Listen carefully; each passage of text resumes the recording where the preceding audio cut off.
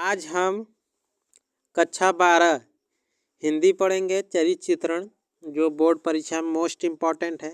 आइए हम पढ़ते हैं। कर्मनाशा की हार, इसे लिखे थे शिव प्रसाद जी।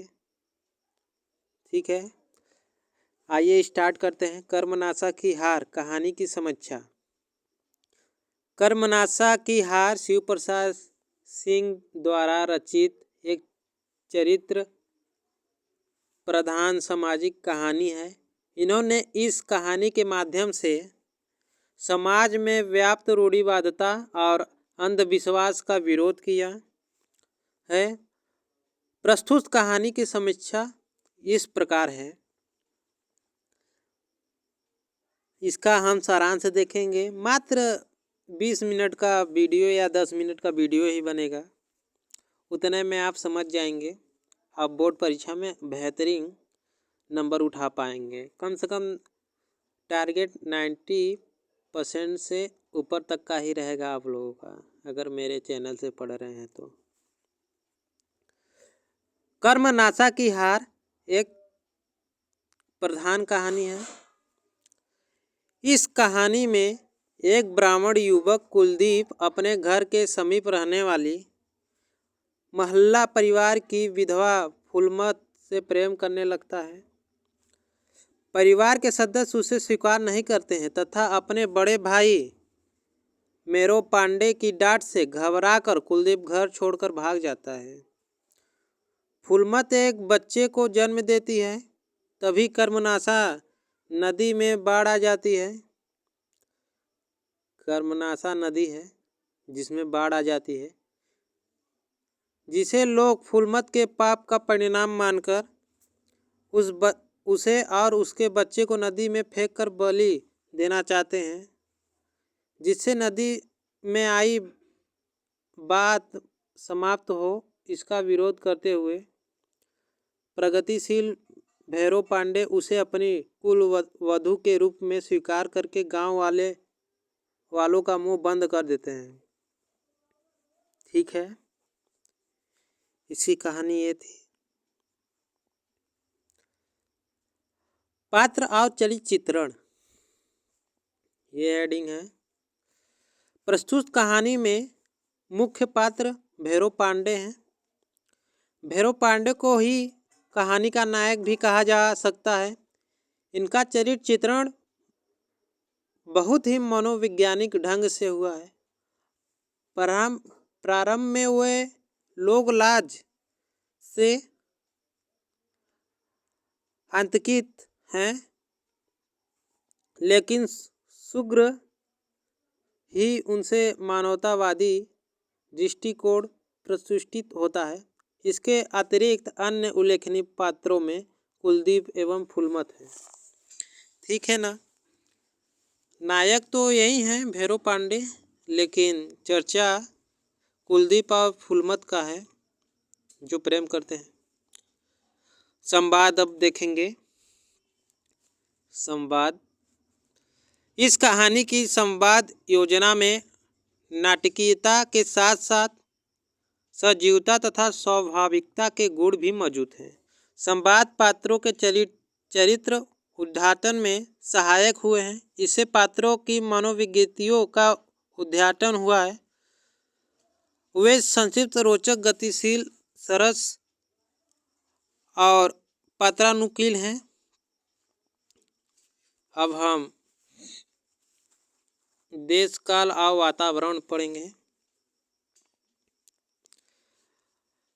कर्मनाशा की हार एक आंचलिक कहानी है। इस कहानी में स्वाभाविकता लाने के उद्देश्य से वातावरण की दृष्टि की ओर विशेष ध्यान दिया गया है। कुछ कुल शिल्पी की तरह कथानात्मक ने देश काल और वातावरण का चित्रण किया है। लेखक ने कर्मनाशा की बाढ़ का चित्रण ऐसा खींचा है जैसे पाठ किनारे पर खड़ा होकर बाढ़ का भीषण दृश्य देख रहा हो। ठीक है ना। अब भाषा शैली, भाषा में ग्रामीण, ठीक है, भाषा में ग्रामीण शब्दावली, मानुष, डीही, तेतई, 10, बिटवा, चौरा आदि का प्रयोग किया गया है। मुहावरे तथा लोकगीतियों का प्रयोग और उर्दू शब्दों जैसे हौसला, सैलाव आदि का प्रयोग है। इस कहानी में फ्लैशबैक की पद्धति का प्रयोग करके लेखक ने घटनाओं की तारतम्यता को कुशलता से जोड़ा है। उद्देश्य है उपेक्षिता के प्रति, ठीक है, सहानुभूति एवं संवेदना व्यक्त करना तथा उनके अधिकारों के लिए संघर्ष करने की प्रेरणा देना। इस कहानी का उद्देश्य मुख्य उद्देश्य है जिसमें संशोधित वर्ग की आवाज़ को बुलंद किया गया है। यह कहानी प्रगतिशीलता एवं मानववाद का समर्थन करती है। इसमें अंधविश्वासों को खंडित किया गया है तथा वैयक्तिक एवं सामाजिक सभी प्रकार के स्तरों पर होने वाले शोषण का विरोध किया गया है। शीर्षक: कर्मनाशा नदी को इस कहानी में अंधकार, निरर्थक तथा रूढ़ि के प्रतीक के रूप में चित्रित कर कहानीकार ने अपनी लेखनी का सफल सामंजस्य किया है। अंत में कर्मनाशा नदी को नर बलि का न मिलना उसकी हार तथा मानवता की विजय को प्रदर्शित करता है। अतः कर्मनाशा की हार शीर्षक सार्थक बन पड़ा है। समझ गए ना? कर्मनाशा की हार। कर्मनाशा एक नदी है, ठीक है। मेरी बात ध्यान से सुने। एक विधवावती, पूरी कहानी का स्टोरी मैं पहले से बता दे रहा हूँ वन शॉट में। एक विधवावती औरत थी। एक व्यक्ति था ब्राह्मण जो उससे प्यार कर लेता है और वो विधवावती होती है और उसके घर वाले उसे मना कर देते हैं और उसके बड़े भाई उसको डांट देते हैं। उसी डर के वजह से वो अपना घर छोड़ के भाग जाता है। जब विधवावती के गर्भ से जब उसका बच्चा पैदा होता है तो कर्मनाशा नदी में बाढ़ आ जाता है और सब गांव मोहल्ले वाले उसको बच्चे के पैदा होने पर उसको पाप कहने लगे, क्योंकि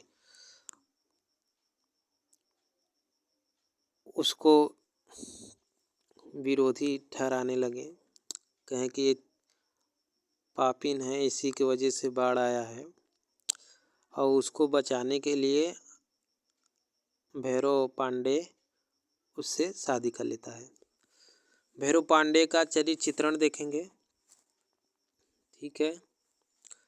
शिव प्रसाद सिंह द्वारा रचित कहानी कर्मनाशा की हार के मुख्य पात्र भैरव पांडे का प्रगतिशील एवं निर्भीक चित्रण रूढ़िवादी समाज को फटकारते हुए सत्य को स्वीकार करने की भावना को बल प्रदान करता है। भैरव पांडे के चरित्रण की निम्नलिखित विशेषताएं उल्लेखनीय हैं, ठीक है ना। जो चरित्र चित्रण इम्पोर्टेंट है मैं बता दे रहा हूँ, आप लोग इसका याद कर लीजिएगा भैरव पांडे का, ठीक है ना। अब पढ़ेंगे आदर्शवादिता, ठीक है ना। कर्तव्यनिष्ठा एवं आदर्शवादिता। भैरव पांडे पुरानी सीढ़ी के आदर्शवादी व्यक्ति हैं जो अपने भाई को पुत्र की भांति पालते तथा पंगु होते हुए भी स्वयं परिश्रम करके अपने भाई की देखभाल में कोई कमी नहीं होने देते हैं। अब पढ़ेंगे विचारशीलता। भैरव पांडे एक सचित्र, गंभीर, विचारशील व्यक्तित्व से संपन्न है। वे गांव के सभी लोगों की वास्तविकता से परिचित हैं, लेकिन किसी के राज को कभी उजागर नहीं करते हैं। वे तथ्यों का बौद्धिक एवं तार्किक विश्लेषण करते हैं। अब पढ़ेंगे प्रेम, भ्रातृत्व प्रेम। भैरव पांडे को अपने छोटे भाई से अत्यधिक प्रेम है, ठीक है। उन्होंने पुत्र के समान अपने भाई का पालन पोषण किया।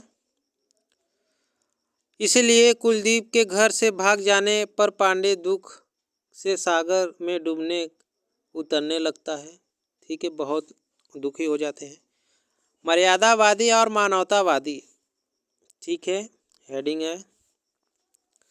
प्रारंभ में भैरव पांडे अपनी मर्यादावादी भावनाओं के कारण फुलमत को अपने परिवार का सदस्य नहीं बना पाते हैं, लेकिन मानवतावादी भावना से प्रेरित होकर वे फुलमत एवं उनके बच्चे की कर्मनाशा नदी के बलि देने का कड़ा विरोध करते तथा उसे अपने परिवार का सदस्य स्वीकार करते हैं। शादी वो भैरवनाथ किए नहीं थे, वो अपने छोटे भाई से करवाना चाहते थे। ठीक है।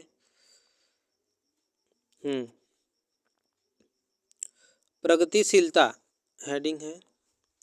भैरव पांडे के विचार अत्यंत प्रगतिशील हैं। वे अंधविश्वासों का खंडन एवं रूढ़िवादिता का विरोध करने को तत्पर रहते हैं। वे कर्मनाशा की बाढ़ को रोकने के लिए निर्दोष प्राणियों की बलि दिए जाने संबंधित अंधविश्वास का विरोध करते हैं। ठीक है। निर्भीकता एवं साहसीपन, भैरव पांडे के व्यक्तित्व में निर्भीकता एवं साहसीपन के गुण निहित समाये हैं। वह मुखिया सहित गांव के सभी लोगों के सामने अत्यंत ही निडरता के साथ कर्मनाशा को मानव बलि दिए जाने का विरोध करता है। वह साहस से कहते हैं कि यदि लोगों को पापों का हिसाब देने लगूं तो यह उपस्थित सभी लोगों को कर्मनाशा की धारा में समाना होगा, क्योंकि वो तो गांव वाले के हर व्यक्ति के बारे में जानते थे अच्छे से। इसीलिए आप सभी को वीडियो पसंद आया तो मेरे चैनल को सब्सक्राइब करें, लाइक करें और शेयर करें।